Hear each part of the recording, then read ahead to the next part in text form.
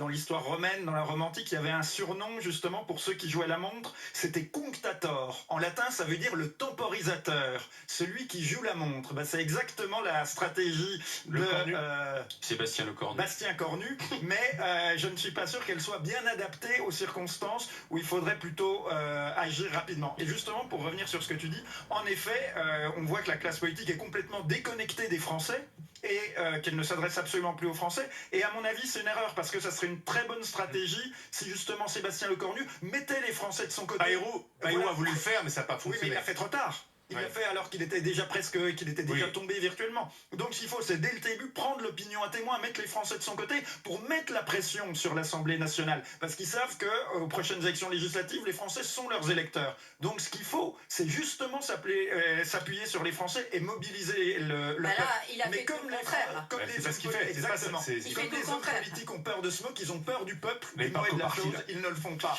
Parce que ce sont des lâches. Y a-t-il